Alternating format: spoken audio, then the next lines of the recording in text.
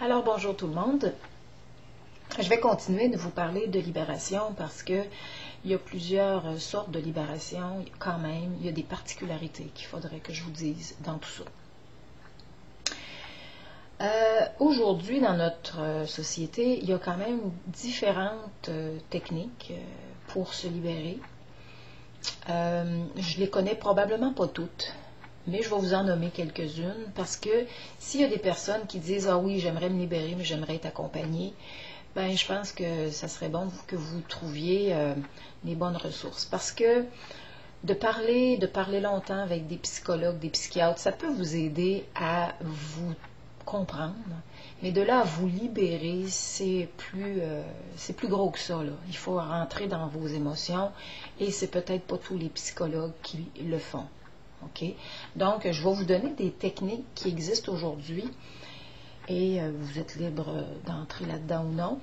Il y aurait le EMDR qui se trouve être une thérapie qui regarde beaucoup les mouvements oculaires et qui vous amène par les mouvements oculaires, qui vous amène dans les sources de blocage. Je ne sais pas trop comment, je ne l'ai jamais utilisé la technique, fait que je ne sais pas trop comment ça se passe, mais il y a des gens qui m'ont dit que ça allait en profondeur. Il y aurait aussi le EFT que j'ai vécu une fois. Ça, c'est vraiment travailler avec les méridiens et ça nous amène dans les sources de blocage encore et on n'a pas vraiment le contrôle avec cette méthode-là non plus. Donc, c'est une bonne façon parce qu'on ne peut pas contrôler à cause des méridiens qu'on se trouve à interpeller à travers la thérapie. Après ça, il y a aussi le rebirth qui pourrait être une bonne façon parce que ça ressemble à ce que je vous ai donné, c'est-à-dire on respire rapidement et on se trouve à descendre. On se trouve à faire de la régression accompagné d'un thérapeute. Il y a aussi l'hypnose consciente qui pourrait vous amener directement dans vos sources de blocage, mais il faut que le thérapeute vous amène à traverser les difficultés et non pas vous faire traverser ça vite juste pour voir, juste par curiosité. Et ça, c'est à vous peut-être de décider avec le thérapeute en hypnose. Après, il y a aussi la psychokinésiologie qui, moi, m'a apporté durant une période. J'ai étudié ça en autodidacte et je l'ai appliqué pour moi. C'est ça. Ça fait que ça, c'est des techniques, en tout cas, que je connais un peu et qui donnent des résultats. Je dis pas qu'on est obligé ou que c'est mieux ou pas d'avoir un thérapeute parce que si vous traversez les difficultés, qu'il y ait quelqu'un avec vous ou non, vous les traversez. Ce qui est important, c'est que ce soit vous qui les traversiez et non pas le thérapeute qui fasse le travail à votre place. Ce qui est important, c'est d'y aller. Toutes ces techniques-là vous amènent de toute façon à traverser les blocages, les troubles, les difficultés, les maux que vous portez. Quand j'ai commencé, moi j'avais 18 ans, quand j'ai commencé à me libérer. Et c'était, dans ce temps-là, en tout cas, c'était quand même innovateur, c'était la bioénergie. Et ce qu'on faisait, c'est qu'on allait interpeller le corps par des exercices physiques et aussi par la respiration. Et ça allait décristalliser les émotions dans le corps. Le principe était très bon, mais dans la technique, c'est-à-dire dans le vécu, c'était pas aussi facile que ça. Et ce que je pense, c'est qu'il manquait un peu certains éléments. Par exemple, lâcher prise, on ne connaissait pas ça dans ce temps-là, moi je ne savais même pas ce que c'était. On mélangeait le cérébral et les émotions un peu trop. On n'était pas capable d'identifier le cérébral par rapport aux émotions. En tout cas, ce n'était pas des choses à la mode, là. On n'était pas tellement rendu là. L'analyse, elle prenait encore un peu trop d'importance. Résultat de ça, c'est que dans mon cas à moi, j'ai vécu beaucoup, beaucoup de batailles avec moi-même. Parce que le cérébral était là et l'émotif était là, puis ça marchait pas, là. J'avais peur, je lâchais pas prise, puis là, je me battais, là. Je me battais avec moi-même, avec mes bébites, avec mes démons. C'était vraiment ce qui se passait. Ce qui a créé plus de drame. Hein. Je dirais le mot dramatique. C'était un peu plus dramatique, c'était plus ardu, c'était plus élevé. C'était vraiment plus tough là, de passer à travers. Aujourd'hui, ben, je pense qu'on a des meilleurs outils, en tout cas une meilleure conscience de ce que ça signifie. C'est sûr, vous allez me dire, ouais, mais lâcher prise, c'est quand même pas évident. Là. Moi, je ne suis pas capable de lâcher prise. Il y en a qui vont me dire ça. C'est vrai que ça dépend de vos résistances. Pour ce qui est de lâcher prise, ça dépend de chacun. On pourra peut-être en reparler du phénomène de lâcher prise, comment y arriver, tout ça. J'en ai pas encore parlé. Ça sera peut-être un sujet là, à aborder. Donc, c'est ça. Quand j'étais jeune, j'ai fait des libérations. Donc, quand j'ai eu ma première libération à 18 ans, c'était pour une dépression majeure, une dépression nerveuse majeure. J'étais suicidaire. Et quand j'ai réussi à traverser la zone infernale ou difficile, ou en tout cas la zone dramatique, avec tout mon cœur, je me suis libérée et ça a été fini la dépression. C'est-à-dire que ça a été quand même long de me rendre jusqu'à la traversée, la zone. Ça a pris 2 mois, je vous dirais. Ça n'a pas été si pire que ça, mais j'étais tout le temps en dépression, 24 heures sur 24, la nuit comme le jour. Donc, je suis entrée dans le mal, mais aussitôt que je suis rentrée et que j'ai traversé en pleurant et j'ai vu d'où ça venait, j'ai vu l'origine. C'est-à-dire, moi, j'avais vécu un élément déclencheur à 18 ans, et en allant dans le mal, je suis rentrée dans l'origine du problème qui avait lieu bien avant, c'est-à-dire j'avais 5 ans. Donc, quand j'ai senti tout le mal d'où il venait et tout ça, puis que je l'ai revécu, mais pleinement en pleurant, eh bien, ça l'a vraiment traversé pour toujours. C'est-à-dire que je suis jamais revenue dans le trouble. Un coup qu'on le fait, le passage, on n'y revient plus. S'il y a d'autres choses, il peut y avoir vraiment autre chose, effectivement, mais ce ne sera pas la même affaire. Ça va être autre chose. Donc, un coup que c'est traversé, ça peut se faire en une demi-heure, en 15 minutes.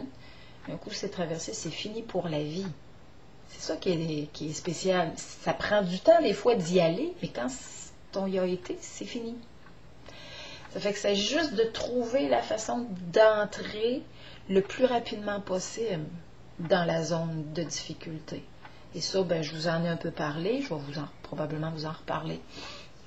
Donc, c'est ça. Ça fait que là, un coup que j'ai vécu ma première libération, j'étais heureuse parce que j'ai senti clairement que toutes les autres allaient être dans le même sens à quelque part. Et c'est vrai qu'il y a des points communs. Les points communs, je vous le dis, c'est on entre dans le mal pleinement. Et on est tellement dedans, on laisse aller le mouvement de ça, on respire, puis on rentre, on pénètre dans le mal, on pleure, on réagit. Il y en a des fois on tremble, des fois on étouffe. Bon, il faut respirer pareil. Notre conscience reste là pour nous garder à la bonne place, c'est-à-dire on continue de respirer même si on a une tendance à étouffer. Des fois ça fait ça. Et on en ressort. Et quand on en ressort, c'est la joie, c'est le bonheur, c'est terminé, la tempête est finie, on le sent et on sent la joie. Donc, quand j'ai vécu la première, ben là, j'ai senti que tout le reste, ça pourrait se faire. Puis j'étais, on va dire, chanceuse dans mon malheur. À 18 ans, ben c'est jeune, hein. Puis j'ai vécu beaucoup d'autres libérations. Et avec mon thérapeute, et après aussi. J'ai continué. J'ai jamais vraiment arrêté. Donc, ça a été très important pour moi de faire tout ce cheminement-là, justement pour vous livrer le maximum de conscience aujourd'hui. Bon, maintenant, je vais vous parler des types de libération, parce qu'il y a quand même des différences un petit peu à voir, parce qu'il y en a qui vont me dire « Ouais, mais moi, je ne suis pas capable pour telle affaire, mais il faut comprendre un peu les phénomènes. C'est-à-dire, un traumatisme, c'est pas la même chose qu'une carence. Il y a des différences entre les blocages, les types de blocages. Là, je vais vous parler des traumatismes. Un traumatisme, c'est... il y a des traumatismes il y a une seule chose et on peut passer à travers assez facilement. Et on peut même vivre un traumatisme puis tout de suite se libérer sur le champ. et avoir aucune séquelle de ça. Je l'ai vécu une fois. Et à un moment donné, j'ai vécu un viol et après, j'ai fait une grosse crise assez impressionnante où j'ai hurlé, j'ai craché, j'ai fait tous les temps. Puis après, j'avais plus aucune séquelle. J'ai jamais été mal de ça. Je me suis jamais sentie opprimée là-dedans. Ça s'est complètement traversé. Rapidement. J'ai pas attendu. Puis je savais ce que c'était. J'avais déjà vécu des libérations, donc je savais c'était quoi le processus. Donc j'ai pas attendu. J'ai bien fait de faire ça. J'ai jamais ressenti la moindre petite chose liée à cet événement-là. Mais il y a des traumatismes qui sont plus impressionnants, c'est-à-dire là où il y a beaucoup d'événements dans un temps très court. Par exemple, si on fait un accident, si un accident, il y a des gens qui décèdent, des gens qui ont des blessures, on entend des cris, on a mal nous-mêmes, on a peur de tout ce qui va arriver. En tout cas, prenez toutes les tragédies. Par exemple, ce qui s'est passé au lac Mégantic, c'est une tragédie où il y a beaucoup de gens qui se sont ramassés en choc. Et le choc, c'est beaucoup d'événements, un après l'autre, seconde par seconde, et pas de réaction parce qu'on n'a pas le temps de réagir. Quand on tombe dans ce genre de trouble, la façon de se libérer, c'est de passer à travers le trouble seconde par seconde. C'est-à-dire que on va prendre vraiment là, les premières choses qui nous viennent, puis on reste là-dessus, puis on ne regarde pas ailleurs. Il faut comme isoler chaque trauma de l'événement. C'est la manière de passer à travers. Ce qui veut dire que pour un traumatisme, c'est-à-dire pas un traumatisme, un choc, vous avez peut-être 5 traumatismes, 10 traumatismes dans le choc. Donc, la façon de s'en sortir, là, vraiment, c'est ralentir le temps, aller dans une seconde, puis aller travailler cette seconde-là. C'est-à-dire la vivre pleinement et la réagir et la ressentir pleinement, se laisser complètement transporter par la seconde. Ou si c'est une seconde, si c'est 3 secondes, ce sera 3 secondes. Ce que je veux dire, c'est court. Quand c'est des événements troublants comme un événement comme le lac Mégantic ou d'autres, il y en a beaucoup d'autres événements troublants quand même. C'est la façon de passer à travers, puis ça peut prendre du temps. Quand j'ai travaillé, j'ai su ça parce que quand je travaille avec des gens, puis que je vais dans les vies antérieures et qu'on voit des traumatismes, des chocs comme ça, des tragédies, les guides le font, c'est-à-dire me le font vivre, c'est-à-dire on voit les secondes passer, puis on passe à travers tranquillement pour traverser tout le traumatisme au complet. Et il arrive des fois, c'est même des fois un peu surprenant, on a un gros traumatisme, et on va juste dans un endroit précis dans le traumatisme, puis il y a plein d'autres choses qui arrivent. Puis là, je dis, mais voyons, comment ça qu'on ne va pas ailleurs? Il y en a plein de problèmes, il y en a plein d'affaires que je vois. Et là, les guides me disent, non, ça a été libéré avant par la personne. C'est-à-dire que la personne a déjà libéré ça dans d'autres circonstances. Et on n'y va pas. Parce qu'on n'a pas besoin, si c'est libéré, c'est libéré. Fait que c'est assez impressionnant parce que un choc, il y a plusieurs affaires, mais ces choses-là peuvent être... Vous pouvez, par exemple, dans une tragédie, libérer dans votre vie 5 affaires, mais peut-être va vous en rester 2 dans le choc qui va rester. Il va peut-être rester 2 éléments. J'ai vu une personne, moi, se libérer de la mort de son enfant, et 20 ans plus tard, elle s'est libérée d'un aspect de la mort de son enfant. Ça fait que c'est ça. Il y a beaucoup d'histoires dans une tragédie, il y a beaucoup de blocages possibles dans une tragédie. Et quand ça arrive tout ensemble en même temps, ça crée un choc parce que ça nous dépasse complètement. On n'est plus capable on ne comprend plus rien. On ne comprend pas. Et ça, ne pas comprendre quelque chose, j'ai remarqué que c'est une des pires choses qui arrivent. C'est-à-dire, c'est les pires difficultés. Parce que quand on ne comprend pas, on se sent coupable. Souvent, on cherche un coupable. Ça fait qu'on ne fait pas le bon mouvement. On ne reste pas dans la confusion, on n'est pas capable. Ça fait qu'on s'en va là où n'importe où, mais on veut accuser, on veut s'accuser aussi, on peut devenir très mal, on peut se sentir coupable de beaucoup d'affaires qui Puis c'est pas vrai. La confusion, le fait de ne pas comprendre, le fait de rester avec pas de réponse, ça crée énormément de troubles intérieurs. Effectivement. Mais quand on n'a pas de réponse, on n'en a pas. Donc il faut rester dans le sans réponse, sans essayer de chercher, lâcher prise dans le sans réponse. Il faut rester dans le sans réponse, c'est ça la réalité qui nous arrive, là. Et à force de rester dans la confusion, on lâche prise là-dessus, on ressent le mal que ça nous fait. Et d'habitude, quand c'est traversé la zone de confusion, on trouve des réponses intérieures. Je ne sais pas lesquelles, là, mais on trouve quelque chose. Et on peut même trouver à l'extérieur aussi. Une personne peut traverser sa zone de confusion, ce qu'elle est très mal, et après rencontrer la réponse dans sa vie. Et qu'après ça dit, ok, j'ai saisi, j'ai compris, c'est réglé, c'est résolu. Le sans réponse apporte énormément de troubles. Donc, là, je vous parlais tantôt du choc qui contient plusieurs traumatismes dans le choc. Et là, après, je vous parle de la confusion qui fait un gros mal intérieur. Et quand il n'y en a pas de réponse, il faut arrêter de chercher et il faut accepter d'être dans la confusion. C'est ça notre malheur. C'est ça. Il n'y en a pas d'autre chose. Il ne faut pas se faire accroire plein d'affaires. Il faut dire, je n'ai pas la réponse. Par exemple, un enfant qui disparaît. C'est extrêmement troublant, quelque chose comme ça. Quelqu'un qui disparaît, c'est très, très difficile parce qu'on ne sait rien. Il faut lâcher prise dans le sens de on est dans un non-réponse. On n'a pas de réponse là-dessus. On ne sait pas si la personne est en vie, si elle est décédée. C'est très, très dur. À chaque fois que j'ai vu ça dans les vies antérieures, je vois que ça laisse des séquelles dans plusieurs vies après. Parce qu'il faut accepter de ne pas savoir en partant. Parce que c'est l'épreuve. C'est ça l'épreuve que vous devez vivre à ce moment-là. Moi, je sais que quand j'ai pas de réponse, je file mal. C'est très difficile. Ça congestionne en dedans, c'est clair. Il faut aller rechercher, il faut revenir à soi puis retrouver notre vie. Il faut revenir à notre vie, à nous, à soi. On n'a pas le choix. Il n'y a pas d'autre choix que ça. Alors, c'est ça. Bon, pour les traumatismes, les confusions.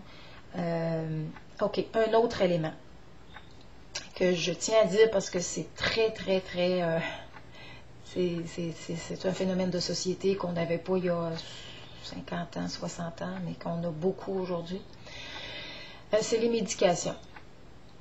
Si vous prenez des antidépresseurs ou quelque chose qui change votre humeur ou qui change vos angoisses ou qui calme vos angoisses et tout, c'est sûr que je ne peux pas vous dire si vous pourrez vous libérer avec ça. Moi, personnellement, ça me surprendrait. C'est sûr, ça dépend peut-être de la dose, là.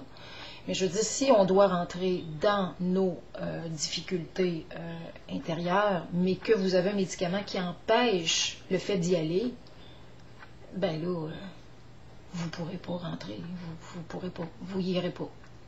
En principe, c'est pas possible en principe. Peut-être qu'il y a des exceptions, peut-être qu'il y a des personnes que leur dosage n'est pas fort et qui peuvent y aller pareil, mais est-ce que vous pourrez y aller pleinement?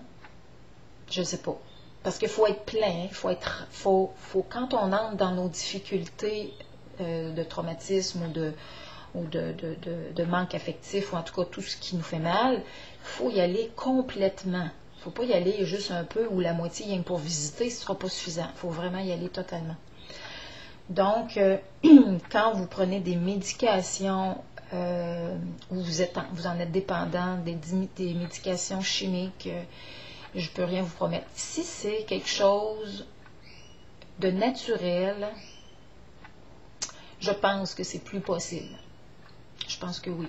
Parce que moi, j'ai pris beaucoup de choses naturelles jusqu'à présent, puis ça ne m'a jamais vraiment empêché d'entrer dans les difficultés. Moi, de mon côté, j'ai toujours refusé les médications, même dans mes pires moments. J'ai vécu des moments très, très durs de psychose. J'ai toujours refusé. J'avais dit, jeune, je disais, ça passe ou ça casse. Je meurs ou je vis, mais je ne serai pas entre les deux. J'avais vraiment une conviction très, très, très catégorique. Et je ne le regrette pas, parce que j'ai jamais fui. J'ai jamais fui beaucoup. Ben, on peut fuir tout le temps temporairement, mais j'ai jamais fui longtemps. Je suis toujours rentrée dans mes blessures. Un coup que j'ai compris le chemin, là, j'ai jamais lâché ça. Je suis tout le temps entrée dans les difficultés. Ce que vous entendez en arrière, c'est ma chienne qui bouge, puis on entend ses griffes à terre. OK. Donc, c'est ça, les médications, c'est pas pour travailler sur soi, ben c'est plate, là, mais moi, personnellement, j'y crois pas trop. C'est sûr que c'est un médicament pour autre chose que votre humeur, ben là, c'est différent, là. Je pense que si vous avez, par exemple, un problème physique, vous avez besoin d'un médicament, je pense que là, vous pouvez vous libérer, là. Mais si c'est un antidépresseur, quelque chose qui calme les angoisses, mais que vous voulez libérer votre angoisse, il va falloir rentrer dedans. Il y en a qui vont peut-être vous dire non, que c'est pas vrai, mais moi, j'ai jamais vu autrement. J'ai jamais vu... Non, j'ai jamais... c'est pas autrement. J'ai jamais vu autre chose, là. Quand on veut se libérer soi-même. C'est sûr que moi, le travail que je fais, c'est un peu différent parce que je vais dans les vies antérieures moi-même. Je vais dans les sources de blocage, je les soulève avec les guides, c'est pas moi qui fais ça. Et ça se remet à la personne. Si la personne prend des médications, je pense que ça va être beaucoup plus lent, mais la personne va peut-être recevoir des ondes et ça va peut-être l'amener à faire des choix, des différents choix. Ça va peut-être être plus long, sauf que même encore, quand les gens prennent des médications, je leur dis, je vous promets rien à chaque fois. Je ne m'embarque pas là-dedans là, parce que je le sais pas. Il y en a qui ont eu des résultats, puis il y en a qui n'en ont pas eu. Ça dépend, comme je vous dis, des dosages. Moi, je ne les connais pas. Il y en a qui ont osé arrêter sans le dire à leur médecin. Mais moi, je ne vous amènerai pas à arrêter vos médicaments, là. Moi, je n'embarque pas là-dedans, vous savez. Hein, comment que c'est élevé là, quand on entre dans ces choses-là. Vous êtes libre, c'est votre vie. Vous faites ce que vous voulez là-dedans. Sauf que si vous en prenez, ben moi, je ne veux pas vous promettre la lune là-dessus. Ça coïncide pas ensemble. Ça va pas ensemble. OK. L'autre aspect que je voulais aborder aujourd'hui, c'est la libération physique. C'est-à-dire que les douleurs physiques, les problèmes physiques, comment on fait pour libérer ça? Je vous dirais que pour moi, selon moi, à date, c'est la pire affaire. C'est-à-dire c'est ce qui est le plus difficile, je pense. Pourquoi? Parce que quand on a un trouble physique, c'est qu'il y a une cristallisation d'énergie. C'est-à-dire qu'il y a un blocage quelque part, puis c'est cristallisé là, et les émotions sont plus dedans, sont plus là, sont plus à notre conscience du tout. C'est dur un peu mettons qu'on a mal à une jambe. C'est dur de ressentir l'émotion qui est en dessous du mal de jambe. C'est plus difficile. L'émotion est cristallisée dans la jambe. Je vais vous dire comment je fais. C'est ma façon, ma méthode à moi, là. Je ne l'ai jamais lue à quelque part, celle-là. Non, pas vraiment, non. Je ne suis pas tombée là-dessus. En tout cas, je vais vous dire comment je fais. Ce que je fais, c'est que je vais respirer beaucoup encore. Et là, je rentre ma respiration dans mon mal. Comme si j'allais respirer dans la zone qui fait mal. Difficile à expliquer, je ne suis pas capable de...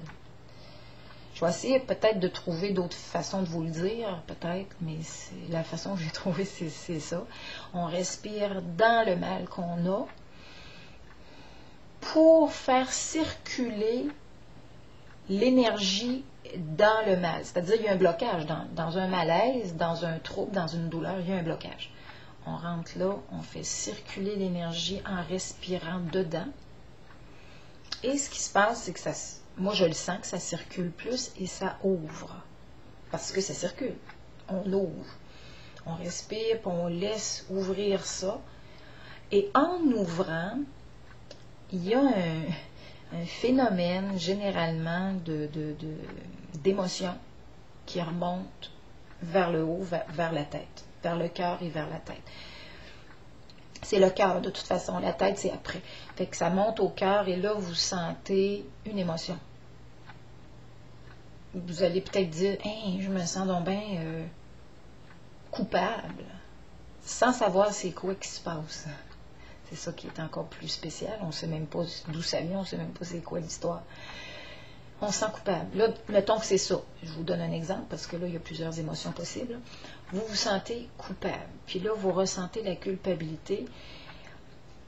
Quand vous ressentez l'émotion, généralement, il y a une réaction dans les jambes. Ça se peut que vous vous sentiez encore plus mal, ça veut dire que ça fasse encore plus mal, ou ça se peut qu'au contraire, vous n'ayez plus aucun problème, mais que votre culpabilité soit très, très, très forte. Peu importe, vous allez sentir un rapport entre le mal, votre mal et l'émotion.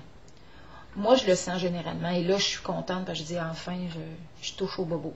Quand je touche au bobo, je ne le lâche pas. Fait que là, vous vous sentez coupable, vous respirez dans votre culpabilité encore, vous traversez votre culpabilité en l'ouvrant, en la ressentant encore plus. Vous ressentez, vous ouvrez, vous ressentez. Puis, ça se pourrait que vous ayez des flashs de votre vie présente. Ça peut que ça aille dans des vies antérieures, j'en ai pas encore parlé, mais en tout cas, si c'est des flashs, puis vous dites, mon Dieu, je vois un cheval, j'ai jamais eu de cheval de ma vie, ah ben, laissez faire. Laissez faire. On en reparlera un peu plus là, des vies antérieures, mais c'est sûr que peu importe les flashs que vous ayez, laissez-les venir. Laissez-les venir. Là, vous allez entrer dans les événements, vous allez peut-être avoir un souvenir d'enfance, là, et vous traversez, vous entrez là, de la même façon que je vous ai dit au début. Vous restez là jusqu'à ce que ça relâche, puis vous essayez de lâcher prise, de vous calmer à travers.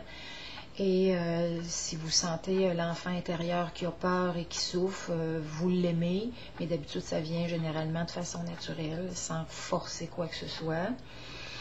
Donc, vous libérez de la même façon. Aussitôt que vous avez une émotion, ça devient plus facile de libérer. Si vous n'avez pas d'émotion, c'est plus difficile à ce moment-là. Donc, c'est comme ça. Vous entrez dans le mal, vous respirez dans votre malaise.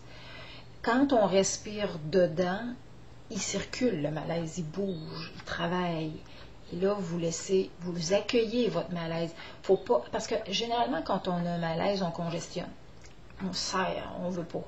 Mais là, faites le contraire, dites oui, j'accueille, j'accepte. Ça fait mal encore plus. J'accepte mon mal, j'ouvre. Puis là, vous respirez toujours pour laisser la circulation se faire. Puis là, oups, il y a une émotion qui monte, ou plusieurs. En tout cas, s'il y en a une, tant mieux. S'il y en a plusieurs, prenez-en une. Prenez la première qui vient. Puis là, vous rentrez dans l'émotion, vous faites le même processus. Même si vous ne savez pas d'où ça vient, c'est pas grave. Vous décristallisez les énergies, les émotions qui n'ont pas été bien, c'est-à-dire les émotions refoulées, les émotions difficiles. Vous les décristallisez de votre corps. Et ça fonctionne. Par contre, dans mon cas, je trouve ça des fois difficile, donc je le fais à répétition. Je le fais souvent. Moi, j'ai eu plusieurs petits malaises. C'est souvent lié à mon travail. C'est-à-dire quand je travaille, ça fait remonter. J'ai l'impression que dans mon cas, il faut que je m'épure énormément. Il faut que je travaille beaucoup pour mon épuration parce que quand je travaille avec les guides et tout, je suis sollicitée vers le haut et il faut que je sois le plus pur possible pour y aller. J'ai été initiée dans un sens avant pour le travail que je fais là, parce que je me suis déjà épurée quand même beaucoup. C'est pour ça d'ailleurs que j'arrive à être médium et à exercer ce métier-là. Donc, j'ai du bagage de faits, c'est-à-dire des libérations, j'en ai vécu plusieurs.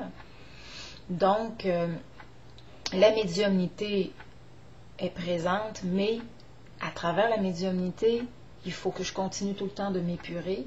Et si je ne le fais pas, ben il arrive des difficultés, des blocages, et mes blocages sont beaucoup dans le bas du corps. C'est-à-dire que tout le haut du corps monte, c'est-à-dire s'élève dans mon travail. J'arrive à m'élever parce que je suis comme sollicitée à ce niveau-là. Et le bas du corps ne suit pas bien. Il y a de la misère, lui, à s'élever. Donc, j'ai des lourdeurs et des blocages dans le bas du corps à libérer. C'est comme ça. Je pense pas que j'arrive à la perfection, là, parce que je n'y crois pas et je ne le vois pas. Mais mon rôle, c'est de me libérer le plus possible pour que mon travail soit le plus serein possible. C'est pas encore fait, c'est-à-dire c'est pas encore très accompli, mais ça s'améliore, heureusement. OK.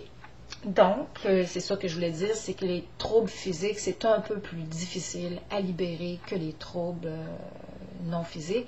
Et encore là, si vous prenez des médications, puis que vous ne les sentez plus, vos troubles, parce que vous êtes engourdi, ou en tout cas, ça l'a comme enlevé le mal, ben vous ne pourrez pas le libérer. C'est automatique. Fait que moi, ben, je préfère essayer de libérer ça le plus possible. Puis quand ça ne le fait pas, mais vraiment pas, je vais peut-être prendre un produit naturel, mais généralement, je reste dans le naturel. Parce que moi, dans mon cas à moi, les produits chimiques ne me vont pas. C'est-à-dire, j'ai des méga réactions. Des réactions qui n'ont vraiment pas de sens, ni queue ni tête. Je suis incapable d'en prendre de toute manière. J'ai toujours des effets secondaires majeurs. Et tant mieux. Il y a des fois, je trouve ça dur, parce que je me dis, mon Dieu, ça va être quoi en vieillissant? Mais bon, j'ai tout le temps travaillé fort sur moi depuis le début, puis je vais continuer. Et on verra, et j'accepte facilement le passage de la vie à la mort, plus que peut-être ben des gens. Donc, si c'est ça, j'accepte mon destin. J'accepte ce que mon âme veut m'envoyer. En tout cas, je fais mes choix et j'assume les choix que je fais. C'est ça qui est important, hein? On fait nos choix, puis on assume tout ce qui va avec. Ça, j'ai appris ça, ça fait un bon bout de temps, puis j'en suis fière d'ailleurs, d'assumer les choix que je fais. Des fois, je fais des choix, puis ça fait mal, j'assume le mal, puis je travaille sur le mal. OK, fait que c'est ça que je voulais vous dire aujourd'hui. Vous parler un petit peu plus des types de libération. Probablement qu'il va y arriver, il y a d'autres choses qui vont me venir. J'ai beaucoup de sujets en tête. Vous parler de ben des choses que je constate parce que mon ressenti de médium m'amène à sentir plein d'affaires. Et c'est très dur, très dur. On vit dans une société où il y a bien des gens qui sont engourdis là-dedans parce qu'il y a beaucoup d'illusions, il y a beaucoup de choses pour nous divertir, il y a beaucoup de choses qui font qu'on ne voit plus le fond, les sources. Mais moi, dans la société, j'ai eu beaucoup de difficultés. C'est pas pour rien que je me suis beaucoup isolée. C'est que je suis trop sensible à plein d'affaires. J'arrive à les voir, mais c'est pas rare que je vois quelqu'un et que je vais partir à pleurer à quelque part parce que je ressens la souffrance d'une personne, puis c'est non dit. C'est non dit parce que il y a beaucoup de gens qui se sont résignés, qui ont dit ben, c'est comme ça marche, j'ai pas de pouvoir, j'ai pas de puissance, donc on s'en va comme ça. Fait que pour moi, la société, je ressens beaucoup de souffrance dans la société. C'est pas toujours évident, mais en me rapportant ou en m'en allant vers l'âme, ben, je sais très bien que nous avons tous choisi notre vie. J'ai eu mes propres difficultés, les autres les ont. On a choisi de vivre ce qu'on a devant nous. Maintenant, c'est pas parce qu'on les a choisis qu'on doit rester passif là-dessus. Non, l'être humain vient pour être heureux sur Terre. C'est comme ça. L'être humain vient pour être heureux et il cherche son bonheur d'une façon ou d'une autre. Des fois, il utilise de mauvaises façons, mais des fois, non. Des fois, il utilise les bonnes façons, mais il faut apporter le maximum de bons outils pour aider les gens à s'en sortir. Et c'est ce que c'est ce que je veux faire maintenant, justement. Alors, je vous laisse là-dessus et on reviendra un peu plus tard. Je vous remercie de votre attention. Merci, bonjour.